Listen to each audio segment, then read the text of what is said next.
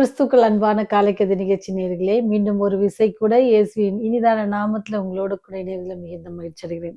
இந்த நாளிலும் கூட தேவன் நமக்கு கொடுக்கிற வாக்குத்தத்தத்தின் செய்தி எங்க இருந்து அப்படின்னு பாத்தீங்கன்னு சொன்னா, பிலிப்பியர் 4ஆம் அதிகாரம் 6வது வசனம்.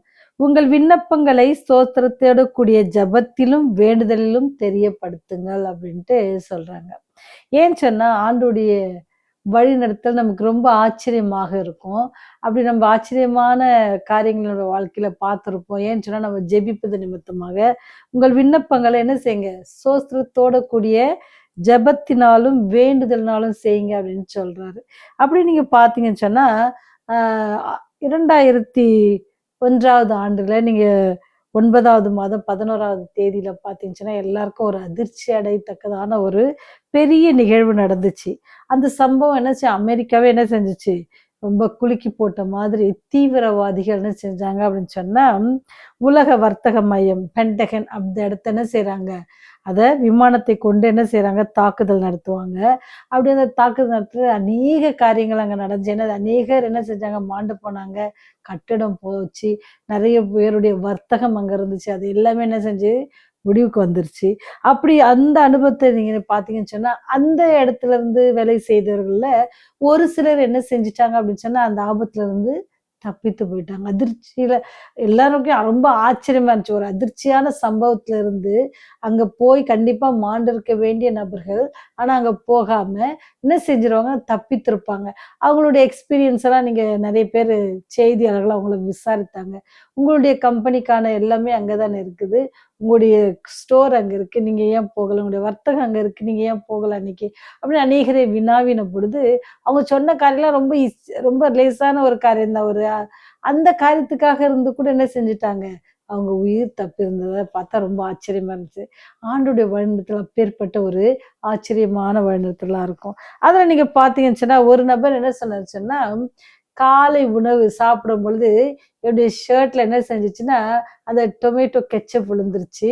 அத நான் கழுவி அப்புறம் என்னுடைய ஆடைய மாற்றிக் கொள்வதற்கான சில நேரங்கள் எடுத்துருச்சு. அதனால நினைச்சேன்ல, அன்னைக்கு நான் அந்த இடத்துக்கு போகல. போக முன்னே எனக்கு இந்த விபத்து செய்தி வந்துருச்சு அப்படின்னு சொன்னாரு. இன்னொரு நபர் என்ன சொன்னார் அப்படின்னு சொன்னா, என் குழந்தை அழவே நிறுத்தவே இல்ல. அழுதுட்டே இருந்துச்சு. அத சமாதானப்படுத்துவதற்கு நேரம் ஆயிருச்சு. கொஞ்ச நேரம் கார்ல என்ன செஞ்சேன், ஒரு ரவுண்ட் கூட்டு போயிட்டு வந்தேன். அப்பயும் அழுகை நிறுத்தல. சமாதானப்படுத்துவதற்கான நேரத்த என்ன செஞ்சுச்சு, அது எடுத்துருச்சு. அதனால எனக்கு கொஞ்சம் காலதாமதம் ஆயிருச்சு அப்டின்ட்டு சொன்னாங்களாம். இன்னொரு நபர் என்ன சொன்னார் அப்டின்னு சொன்னா, தன்னுடைய மகன் முதல் முதலாக எங்க போறான் அப்டின்னு சொன்னா, பள்ளிக்கூடம் போறான். அன்னைக்கு தான் ஃபர்ஸ்ட் டே அவனுக்கு ஸ்கூலு. போறான். அதனால நாங்க ஃபேமிலியா அவன கொண்டு போய் விடுறதுக்காக போயிருந்தோம். நான் என்னுடைய வேலை ஸ்தலத்துக்கு நான் போகல. அதனால நான் உயிர் தப்பினேன் அப்டின்ட்டு சொன்னாங்க. இப்படி அநேகர் அநேக காரியங்களை சொன்னாங்க. அதனால நாங்கள் உயிர் தப்பினோம். அநேகர் மாண்டோம் போயிருந்தாங்க. ஆனா இங்க ஆண்டவர் நமக்கு என்ன சொல்றாருன்னு சொன்னா, நம்முடைய வாழ்க்கையில கூட இந்த மாதிரி நம்ம நினைக்க முடியாத சில சின்ன சின்ன காரியங்கள், பெரிய விபத்துக்கள் வருகிற இடத்துல ஆண்டவர் நம்மை ரொம்ப சுலபமா காப்பாற்றியிருப்பாங்க. அவருடைய வழிகளை நம்மளால நினைச்சு பார்க்கவே முடியாது. நீங்க பார்த்தீங்கன்னு சொன்னா, அந்த இஸ்ரேல் மக்கள் வந்து கடந்து போகும்பொழுது, அவங்களுக்கு என்ன செய்றாரு ஆண்டவர் அவளுக்கு? பகல்ல அவளுக்கு என்ன செய்றாரு? மேக ஸ்தம்பத்தை அவர் கட்டளையிடுறாரு. நீங்க நெனச்சு பாருங்க, நம்ம ஒரு ப்ரோகிராம் நடத்துறோம் அப்படின்னு சொன்னா, ஒரு டென்ட் போடுறோம். மழைக்கோ, இல்ல வெயிலுக்கோ வந்து போடணும்னா, அது எவ்வளோ ஒரு விலை. அது போடுறதுக்கு எவ்வளோ கொஞ்சம் இடத்துக்கு போடுறதுக்கே நம்ம என்ன செய்றோம்? அது ரொம்ப கஷ்டம் அப்படின்னு நினைக்கிறோம். நீங்க பாருங்க அந்த மக்கள் போகிற இடத்துக்கு ஆண்டவர் மேக ஸ்தம்பத்த அனுப்பிச்சார். எவ்வளோ பெரிய டென்ட். அது அவங்களுக்கு எவ்வளோ ஒரு நெனச்சு பார்த்தாலே ரொம்ப ஆச்சரியமா இருக்கு. அவருடைய வழிகள்லாம் ரொம்ப ஆச்சரியமான வழிகள்ல அவர் நம்மை வழிநடத்துவார். அவங்களுக்கு என்ன செஞ்சாங்களாம்? மேக ஸ்தம்பம். இரவில என்னது? அக்கினி ஸ்தம்பம் அவங்களுக்கு கிடைக்கப்பட்டுச்சு. இப்பேற்பட்ட ஒரு அற்புதமானது. வனாந்தரத்துல அவங்கள அவ்வளோ அழகா நடத்தின தேவன், இன்னைக்கு அவர் என்ன செய்றாரு? உங்களையும் என்ன நடத்த வல்லவரா இருக்கிறார். அதனால நம்முடைய வாழ்க்கையில ஏற்படுகிற, நம்மை சுற்றி ஏற்படுற காரியங்களை குறித்து நம்ம என்ன செஞ்சிடக்கூடாதா? அதைரியப்படக்கூடாது. இப்ப காலகட்டத்துல பார்த்தீங்கன்னா, மழை நம்மள ரொம்ப என்ன செய்யுது? அதைரியத்த கொண்டு வருது. ஏன்னு சொன்னா, நம்ம நெனச்சே பார்க்க முடியாத நேரத்துல சடனா மழை வந்து என்ன செய்யுது? பெரிய ஆபத்து. அநேக இடங்கள்ல தண்ணி சூழ்ந்து இருக்குது. அதெல்லாம் நினைக்கும்போது ரொம்ப கஷ்டமா இருக்காங்க. ஜனங்கள பேட்டி சொல்லும்போது சொல்றாங்க, விஷப்பாம்புகள் வருது, விஷப்பூச்சிகள் வருது அப்படின்னு சொல்லி. இப்போ அதெல்லாம் பார்க்கும்போது ஆண்டவரே எப்படி நம்ம யோசிக்கலாம். இப்போ நம்ம என்ன செய்யணும்னா ஜெபம் பண்ணணும். ஆண்டவரே அந்த பிள்ளைங்களுக்குலாம் ஒண்ணும் ஆகக்கூடாது. அந்த பிள்ளைங்கலாம் நல்லா பாதுகாப்பா இருக்கணும். அவங்களுக்கு ஆகாரம் கிடைக்கணும். அவங்களுக்கு மின்சாரத்துக்கு அந்த மின்சாரத்தினால அவங்களுக்கு எந்த ஆபத்தும் நேரிடக்கூடாது அப்படின்னு சொல்லி. அன்னைக்கு பார்த்தா நியூஸ்ல அப்படியே ஒரு செவுரு இடிஞ்சு விழுந்துருச்சு. அங்கேருந்து 3, 4 பேருக்கு அடிபட்டுச்சு. ஆனா எல்லாருக்கும் உயிர் சேதம் இல்ல, காப்பாற்றப்பட்டிருக்காங்க, மருத்துவமனையில இருக்கிறாங்க அப்படின்னு சொல்லி சொல்லப்பட்டிருந்துச்சு. இந்த மாதிரியான காரியங்கள்லாம் நம்ம பார்க்கும்போது, நம்மை சுற்றி நடக்கிற காரியங்கள்லாம் நம்ம பார்க்கும்பொழுது என்ன செய்வோம்னு சொன்னா, நம்ம என்ன செய்வோம்? சோர்ந்து போயிருவோம். சாத்தான் நம்மை சோர்வடைய செய்வான். சின்ன சின்ன விஷயத்துல ஏன் ஆண்டவர் இப்படி நம்மள சோதிக்கிறார் அப்படின்னு சொல்லி கூட சில நேரத்துல நமக்கு தோணும். ஆனாலும் கூட நம்ம வாழ்க்கையில என்ன செய்றாரு?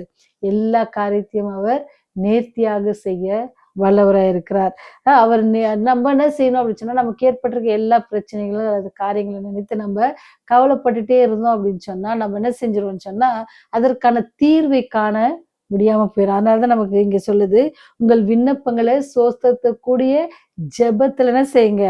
வேண்டுதலில் தெரியப்படுத்துங்க அப்படின்னு சொல்லப்படுது. அப்ப நம்ம என்ன செய்யணும்? நமக்கு ஏற்பட்டிருக்க இந்த பிரச்சனை நம்ம வெளிவருவதற்கான என்ன காரணங்கள்? எதிர்மறையான காரியங்கள் என்ன செய்யலாம்? அப்படின்னு சொல்லி நம்ம பார்த்து, யோசித்து காரியங்களை செய்வோம்னு சொன்னா, ஆண்டவர் நம்மோடு கூட துணை நின்று நம்முடைய அந்த காரியம் வந்து விடுபடுவதற்கான பெரிய ஸ்லாக்கியத்தை தருவாங்க. ஆச்சரியமான வழிகளில நடத்துவாங்க. எப்படி இஸ்ரேல் மக்களை ஆச்சரியமான வழியில அந்த வனாந்திர பாதையில அவர் நடத்தினாரோ, அதே போல உங்களையும் என்னும் இந்த உலகத்துல இருந்து அந்த பரலோக பாதைக்கு நம்ம செல்லுகிற பாதையில அநேக பிரச்சனைகள் வரும். ஒருவேளை ஆண்டவர் மேக ஸ்தம்பத்தை அனுப்புவாங்க. சில வேளை ஆண்டவர் நமக்கு அக்கினி ஸ்தம்பத்தை அனுப்புவாங்க. ஒருவேளை நமக்கு ஆகார குறைவுன்னு சொன்னா பரலோகத்தின் மன்னாவை கொடுத்தது போல நமக்கும் தேவன் நம்மை போஷிப்பார். அந்த பிள்ளைகளை நேசித்த தேவன் உங்களையும் என்னையும் நேசிக்கிறார். அவர் நமக்கும் செய்ய அவர் வல்லவரா இருக்கிறார். நீங்க ஜெபத்தோட கூட பொறுமையா ஆண்டவரத்துல வேண்டிக் கொள்ளுங்க. உங்க விண்ணப்பத்தை அவர்கிட்ட தெரியப்படுத்துங்க. அவர் ஏற்ற வேளையில எல்லா காரியத்தையும் செய்ய அவரால கூடும். என் தேவனால் கூடாத காரியம் ஒன்றும் இல்லை. அவரால எல்லா காரியமும் ஆகும். எல்லாம் அவரால் கூடும். அப்படினால எல்லாமே அவரால கூடுன்றதுனால அவர் எல்லா காரியத்தையும் செய்ய வல்லவரா இருக்கிறதுனால தைரியத்தோட இந்த நாளை தொடங்குவோமா? அவர் நம்மோட கூட இருப்பார். நம்முடைய காரியங்களை வாய்க்க செய்வார். செய்வோம். எங்கள் மேல் கிருபையா இருந்து எங்களை ஒவ்வொரு நாளும் ஆசிர்வதித்து, பராமரித்து, போஷித்து, பாதுகாத்து வருகிறவரே உம்மை நன்றியோடு துதிக்கிறோம். இன்னொரு நாளை கூட ஆண்டவரே எங்களுடைய பெயர்களை ஜீவனுள்ள ஒரு தேசத்தில் நாங்களும் வாழ்வதற்காக எங்கள் பெயர்களை பதிவு செய்ததற்காக நன்றி செலுத்துகிறோம். நாங்கள் சுவாசிக்கிற காற்றை நிறுத்தாதபடி கொடுக்கிறீரே அதற்காக நன்றி செலுத்துகிறோம். உண்ண உணவு, உடுக்க உடை, இருக்க இடம் எல்லாவற்றையும் குறைவில்லாமல் கொடுத்து வருவதற்காக நன்றி ஆண்டவரே. இந்த காலகட்டங்களும் மழையினாலே கஷ்டப்படுகிற குடும்பங்களுக்காக ஜெபிக்கிறோம். தண்ணீர் சூழ்ந்திருக்கிற வீடுகளுக்காக ஜெபிக்கிறோம் சாமி. சீக்கிரமாக அவர்கள் அந்த பிரச்சனையிலிருந்து விடுவர நிற்கிற செய்யுங்க சாமி. வியாதியால் கஷ்டப்படுகிற பிள்ளைகளுக்காக ஜெபிக்கிறோம். மருத்துவமனையில் இருக்கிற பிள்ளைகளுக்காக ஜெபிக்கிறோம். அவருடைய தேவைகள் எல்லாம் சந்தித்தருங்க. அவர்களை பாதுகாத்து கொள்ளுங்க. சீக்கிரமாக சுகம் பெற்று வீடு வர அவருக்கு உதவி செய்யுங்க சாமி. கண்ணீரோடு கவலையோடு ஆண்டவரே மனவேதனையோடு போராட்டத்தோடு இருக்கிற ஒவ்வொரு பிள்ளைகளோட பாத்துல ஒப்பு கொடுக்கிறோம். ஒவ்வொரு நீங்க பொறுப்பேற்றுக் கொள்ளுங்க. யாரெல்லாம் நோக்கி வேண்டிக் கொள்கிறார்களோடு கூட இருந்து இந்த பிரசனமகளை வழிநடத்த வேண்டுமாய் கெஞ்சி மன்றாடுகிறோம். அன்பின் தகப்பனே இந்த நாளிலும் கூட ஆண்டவரே புதிய நாளை நீர் கொடுத்ததுக்காக நன்றி ஆண்டவரே. இந்த நாள் நாங்கள் கைட்டு செய்ய இருக்கிற எல்லா வேலையிலும் கிருபை எங்களோடு கூட இருக்கட்டும். உடைய வழிநடத்தல் எங்களோடு கூட இருக்கட்டும். சாத்தானை அப்புறப்படுத்துங்க. உடைய ரத்த கோட்டைக்குள்ள மறைத்து கொள்ளுங்க. உடைய ராஜ்யம் வருது நேர்த்தல்ல வேணுமா? இயேசுவின் வழியா ஜெபிக்கிறோம் ஜீவனுள்ள நல்ல தகப்பனே. ஆமென். ஆமென்.